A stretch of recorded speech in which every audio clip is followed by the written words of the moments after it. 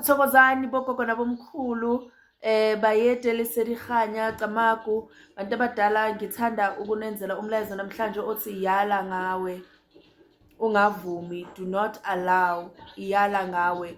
You know, empilweni I've learned noma I've realized ukuthi kukhona izimo noma izinto zithi mazenzeke empilweni yakho zifika zingenamandla, kodwa the only person who gives isimo amandla empilweni yakho, it's you yourself. Because the minute you entertain, or the minute leso simo gets a reaction out of you, then you give it power. You know, khona umuntu othi ngimlinde athi pe, mntaka dad once wathula wangamkhiphi lo dad lo pe uzobusindile, kodwa wamkhipha lo pe, then usenkingeni. So yala ngawe, ungavumi ngawe, it's very painful, especially edlozini. Bazozama abantu ukukuthakatha, bazozama abantu ukukushaya ngeiqitho, bazama ukukushintsha ukuthi ugcine uthi kanti mina ngizofelani, Nkosi yami fanele ukufe bani, nami bazongazi kahle futhi mina ngiyinyanga ngithwasile, mina ngiyawazi umuthi, bese uqaleke usufunda umuthi omubi sebakutholile. Now you are like them. Ngeke uzuthi hey abantu bayathakatha, ithi siyathakatha ngoba nawe soyathakatha. You know, and once you do not react in whatever people are trying to get out of you, ayinamandla ngisho nomuthi wokuba umuthi, once umuthi does not get a reaction out of you, awusebenzi futhi awubi namandla. I always tell people ukuthi mawuvuka first thing in the morning, mangabe uphuphe udliswa, do not open your mouth and tell somebody, be like, yo, yazi ngiphuphe ngidla. Once you say that, you give it power.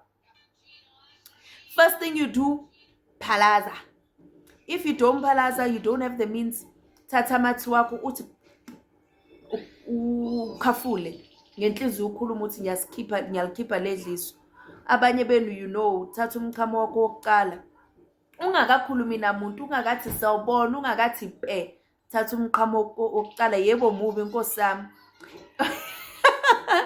kodwa umchamo umuntu umuthi, uyawuthatha uyachama uthi kancane, then ususe fast cup uqedelele ukuchama, bese uthatha le cup uyayiphuza, ungakakhulumisa umuntu, lelo dliso libuyela emuva. So your reaction, you opening your mouth, you saying something, you doing something will determine ukuthi lento inamandla noma ayinamandla. You've got power to give it power.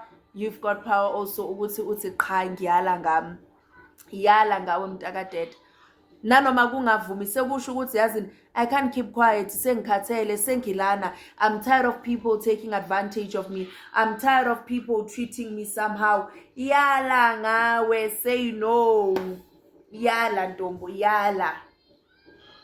Sebethi siyamazi lo uzokhuluma uthule, bathi yo siyamazi lo uyathanda ukucula, uzomuzwa esontweni kuyocula yena ukudlula bonke abantu, uthule uthi udunga acule.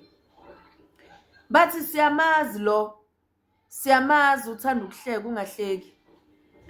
Bathi bona, whatever that they think they know about you, change the narrative. You've got power. And the minute you do the opposite of what people think of you, uyobuba kwatisile, uyobuba qeda amandla, uyobuba dik finish mntaka dad.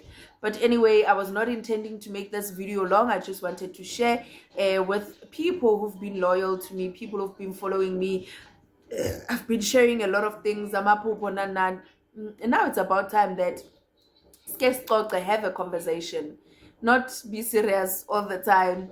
Guys, I know that y'all are also not serious all the time. Not as all the time. Siyaba ma lady guy 1 guy 2.